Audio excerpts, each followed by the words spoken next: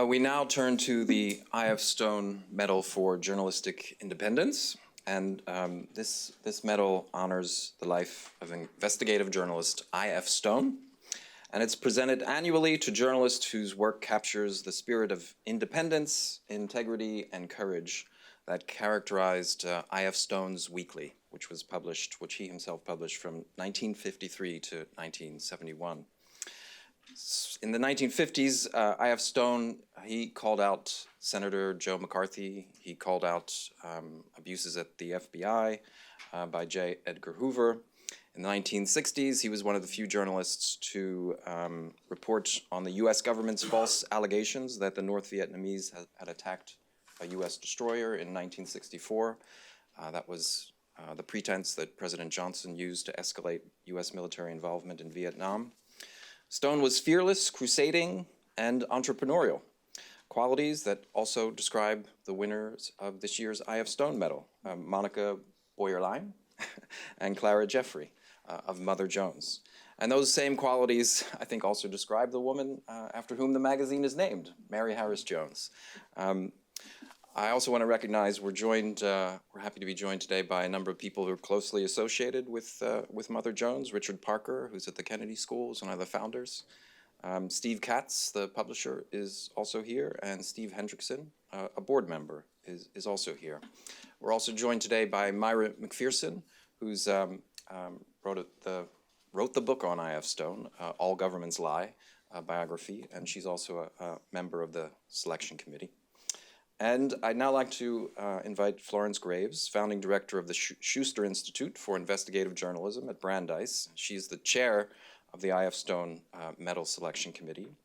And she will present the award, after which Monica and Clara will join Steve Myers, a current fellow in this Nieman class and an investigative reporter, for moderated discussion and Q&A, which will also involve our other winners and finalists.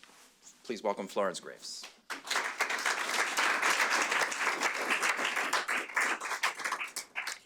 Well, good afternoon.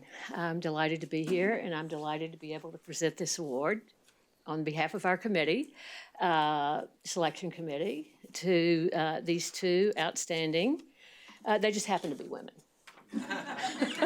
right? As James said, I.F. Stone, well, he's a legend for a lot of people. And I can remember when I was starting out thinking I was going to be an investigative reporter and, be entrepreneurial. I can remember people talking about him in Washington all the time. And it was just on the cusp of, I think, when he stopped doing what he was doing. But the other publications that I totally admired were Mother Jones. I was a loyal subscriber. I probably have stacks of them in my basement because I couldn't bear to give them away. And New Times was also one of the magazines. He's no longer with us. But I'm happy to say that Mother Jones is still with us. And in large part, it is still with us and quite vigorous. And that's because of these two women. So Monica Bowerlin, did I say that? Boyerlin. We're having a hard time with that. We've been practicing that name all week. And Clara Jeffrey. Monica is now the, not the publisher, but the CEO. Yes, that's different. And Clara has taken over the responsibilities. They were co-editors together, and then Clara took over responsibility as the full-time editor. And I'm sure you consult her occasionally, right? And so one of the things that really struck us as a committee about their work is that in a time when most independent journalism organizations are struggling to stay alive, and are being largely funded by, there are only 3 that are being primarily funded now by foundations, as established by a study, university-based study. And that's really scary, actually, when you think about that, because there are more than 200, at least, nonprofit news organizations that are members of a collective called N. And most of them are not doing that well. And so I've been watching them from afar for a long time, and, sort of jealously a little bit, because I was so impressed with the way in which they have been able to not only reinvigorate the magazine and its contents and make it continue to put out just groundbreaking reporting, piece after piece after piece, but also work and do what Richard Parker and I remember Adam Hochschild, there were several founders though, and were able to do, which was, for a long time, it was financially successful. And then, like so many publications, you could see kind of a downturn. And that's when these two women, I think I read, tell us it's truth, fact check this, that you guys went to the powers that be and said, the two of us think we know how to turn this thing around, or if you need to, get it into a higher profile and financially successful. Is that correct? That's right. I mean, that's amazing. Sadly called it Mother Jones 2.0. She said they called it Mother Jones 2.0. And so that's, and with the help of, I'm sure that people like Richard and others who've been on the board, and obviously the publisher, Steve Katz. There have been a lot of great people on the team, but they've been leading it, and it's really quite remarkable what they've done.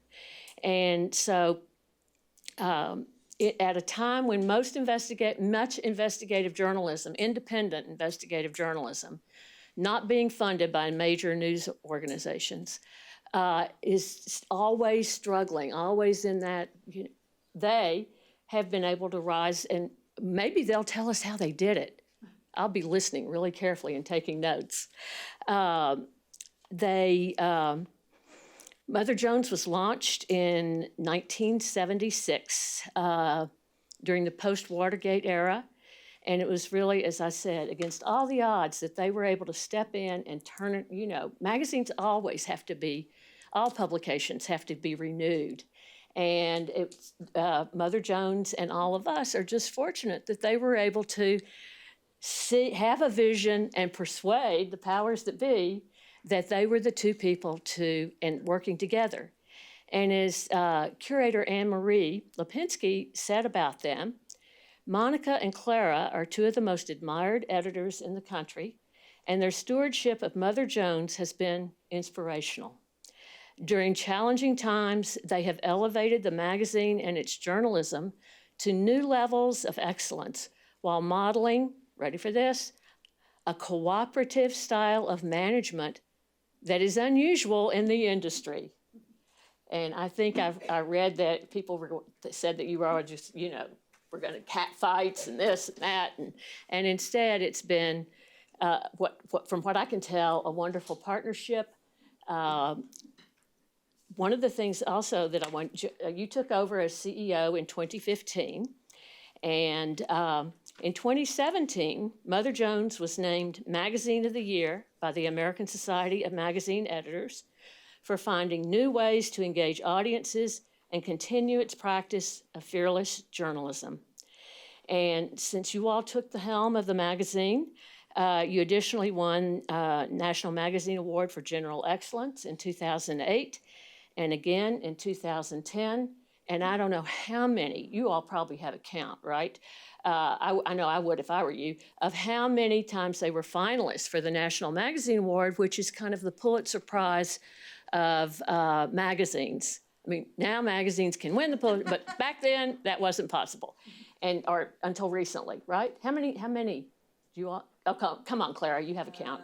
It's 7. No, it's more than that. 7 since we took over. Oh, really? Okay. Yeah. No, winning, but not final. I'm talking about finalists. We'll have to go fact check. Over and because I checked. 7. Okay, I should have counted them. And so they have really done a spectacular job doing groundbreaking work. And I'm not going to have time to include all of the groundbreaking work, although, as I said to them, I would be able to talk forever about the great work, the great kinds of investigations you all have done that have had an impact on so much. You were early on, years ago, doing things about the ocean and the environment, talking about the environment in ways that everyone thought was, oh, so, what's wrong with them? Where people would refuse to kind of believe it. And one of the investigations that I particularly remember right now is the 4 months that one of your reporters, Sean Bauer, spent as a private prison guard. And that was one of the most revealing pieces of work of journalism that I've seen in a long time. So come on up.